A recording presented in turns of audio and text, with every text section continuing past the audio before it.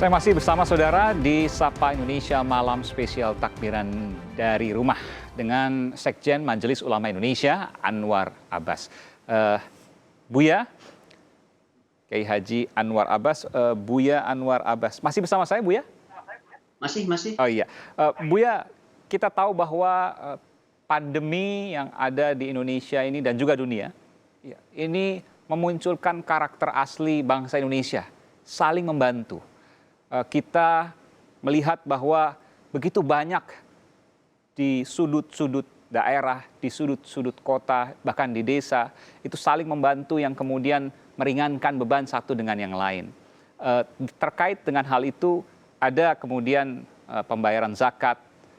Selain zakat fitri juga ada zakat harta atau zakat mal yang kemudian juga biasanya dikumpulkan dalam setahun mendekati bulan Syawal atau Lebaran ini. Adakah kemudian data yang Buya miliki terkait hal ini untuk kemudian bisa kita gunakan sebagai informasi bahwa ada hal yang berbeda di kala pandemi ini terkait dengan solidaritas nasional? Ya, seperti kita ketahui di dunia ini ada sebuah konsep bernegara yang disebut dengan welfare state. Itu negara sejahtera ya. Di dalam negara welfare state itu pelaku ekonominya dua. Yang pertama adalah individu, yang kedua adalah negara ya.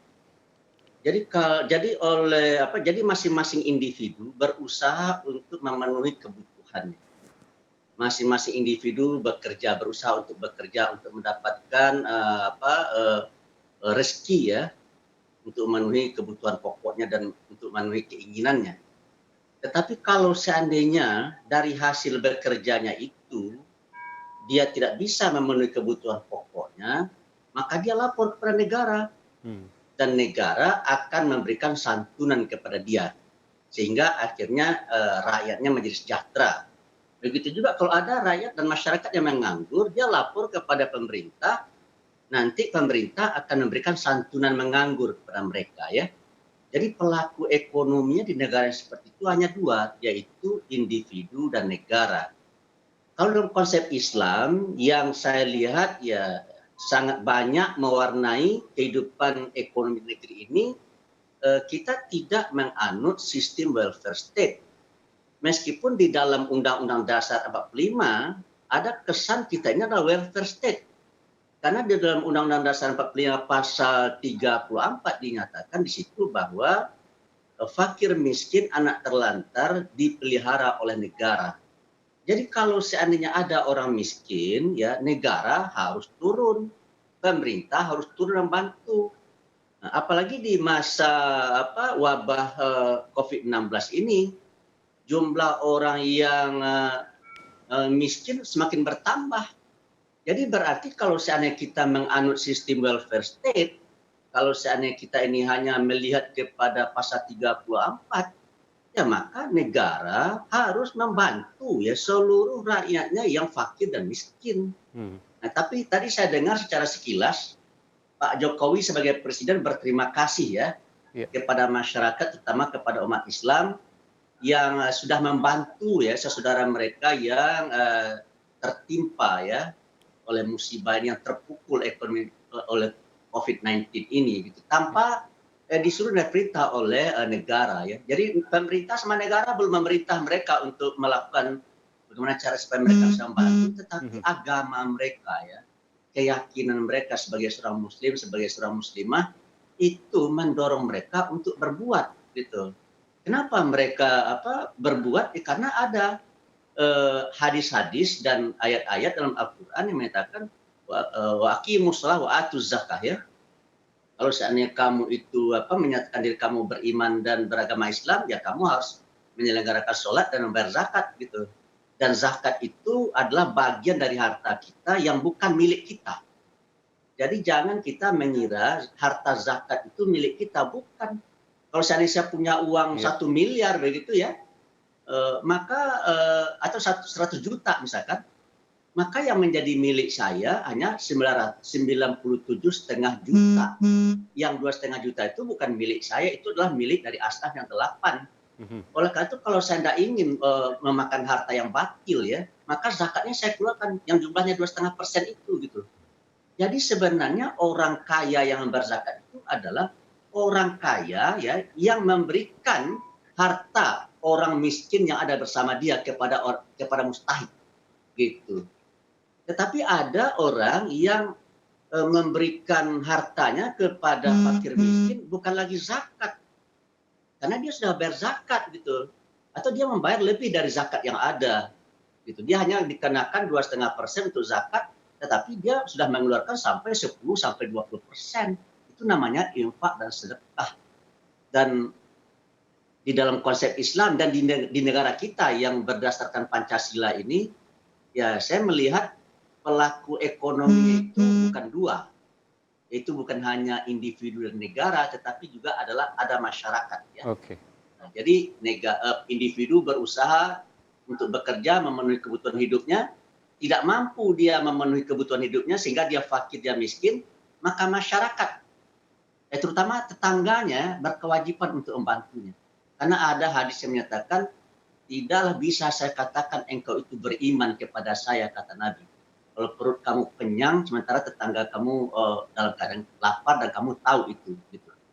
Nah, oleh karena itu masyarakat terutama tetangga harus bergerak membantu saudara-saudaranya yang tinggal berdampingan dengan dia. Dan kalau seandainya dengan dana masyarakat itu tidak tertutup, maka negara harus turun membantu begitu. Jadi menurut saya negara baru turun setelah dana yang ada dari masyarakat tidak mencukupi. Jadi memang dimulai dari lingkungan terdekat dulu Buya ya. Dan tadi yang disampaikan oleh Buya, mungkin kita ada sisa uang di rekening, di tabungan. Tapi bahwa ketika kita belum mengeluarkan zakatnya, maka uang itu bukan milik kita sesungguhnya. Ada bagian-bagian yang kemudian menjadi milik para penerima zakat. Iya, benar. Jadi kalau seandainya saya punya uang 100 juta, yang 2,5 juta itu bukan milik saya. Meskipun harta itu ada bersama saya, meskipun uang itu ada bersama saya. Itu punya siapa? Asnaf yang 8. Ada yang mustahiknya jumlahnya 8 orang, fakir, miskin, mu'allaf, kemudian gharim, ya, fisabilillah, mustabil. Ada 8 macam itu yang berhak. Jadi kalau seandainya itu saya tahan, tidak saya keluarkan, berarti saya memakan hak yang bukan hak saya. Berarti saya makan sesuatu yang batil. Lalu kita keluarkan zakatnya. Nah, tetapi kita jangan hanya terhenti dengan membayar zakat. Kita harus juga memberikan bagian harta kita sendiri yang milik kita untuk membantu orang yang fakir dan miskin. Itu namanya infak dan sedekah. Gitu. Jadi orang yang banyak berinfak dan banyak bersedekah, ya, dia sudah bayar zakat, berinfak dan bersedekah itu jauh lebih baik daripada orang yang hanya berzakat saja. Oke. Jadi jangan lupakan bahwa ada infak dan sedekah juga yang lain, tidak hanya zakat.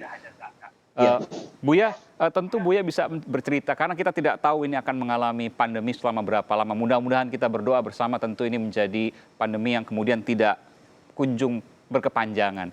Tapi ketika kemudian harus ada beberapa pekan atau bahkan dalam hitungan bulan, tentu akan berdampak pada ekonomi. Bagaimana kemudian Buya bisa menyampaikan solidaritas nasional terkait dengan saling membantu?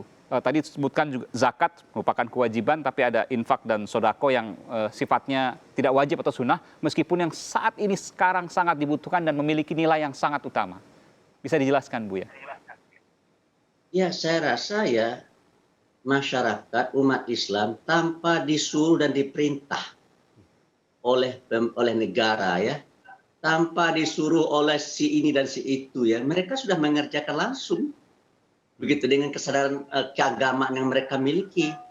Karena mereka membantu itu ya, itu tidak hanya karena faktor kemanusiaan.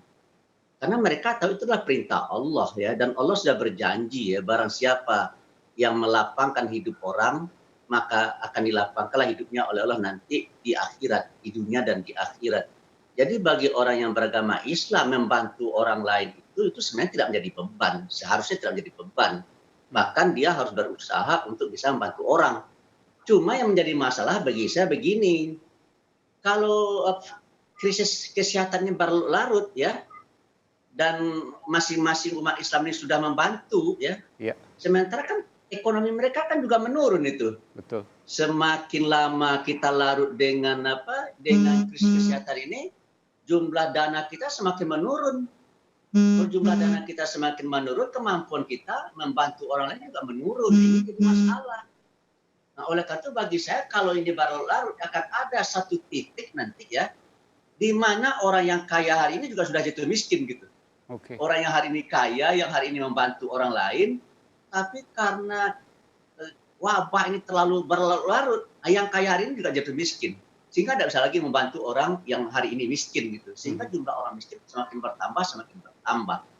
Oleh karena itu bagi saya ya, kalau seandainya pemerintah tidak bisa membuat kebijakan ya, betul-betul bisa mengarah kepada akselerasi ya penghentian wabah ini, saya memang agak cemas saya. Ya. Oleh karena itu bagi saya pemerintah harus bisa membuat sebuah kebijakan bagaimana caranya supaya yang namanya wabah ini secepatnya berhenti. Karena yang telah di keadaan yang kita hadapi sekarang adalah wabah ini. Iya, iya. Ya, Ekonomi semakin sebagai cepat dampaknya wabah ya, ini Bu ya. berlalu, semakin baik ekonomi kita. Betul. Semakin lama wabah ini berlangsungnya, semakin buruk ekonomi kita. Sekarang timbul pertanyaan, kita mau nggak ekonomi kita buruk? Ya tidak mau ekonomi kita buruk. Ya kalau gitu dipercepat ini wabah ini berlalunya gitu. Bagaimana cara yang percepatnya ya? Menurut saya prinsip-prinsip keilmuan harus dipergunakan di dalam mengatasi masalah wabah ini. Nah, di antaranya apa itu? Ya yang sudah awal-awal kita ketahui kan social distancing sama physical distancing kan. Ya itu kan artinya kita harus menahan diri kita untuk tidak berkumpul-kumpul begitu. Kalau kita berusaha menahan diri kita untuk tidak berkumpul-kumpul ya berarti kan kemampuan kita untuk mencari nafkah, untuk mencari rezeki dan untuk bekerja kan juga menurun. Kalau kemampuan kita bekerja menurun kan pendapatan kita menurun. Tetapi saya rasa tidak apa-apa kalau hanya itu 1 bulan 2 bulan ya. Tapi kalau seandainya sampai 6 bulan, 1 tahun, ya Iya, menurut iya. saya Mudah-mudahan tidak. remuk juga kita sebagai bangsa ya. Betul. Oleh karena itu ya bagi saya ini tidak hanya tanggung jawab pemerintah, ya, tapi ini juga tanggung jawab masyarakat dan masing-masing kita sebagai individu. Oleh karena itu mari kita bekerja sama ya, jangan saling salah menyalahkan. Oleh karena itu bagi saya kebijakan pemerintah jangan kebijakan yang kontroversial gitu.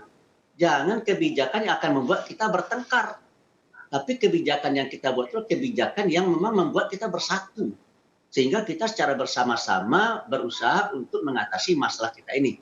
Saya yakin kan ada pepatah negeri kita ya, berat sama dipikul, ringan sama dijinjing. Gitu ya. Dan kalau kita bisa bersatu, berat sama dipikul, ringan sama dijinjing, maka saya yakin dan percaya ya wabah ini insya Allah akan cepat berakhirnya. Sehingga kehidupan sosial dan ekonomi kita akan kembali pulih seperti semula. Saya begitu. Baik, baik.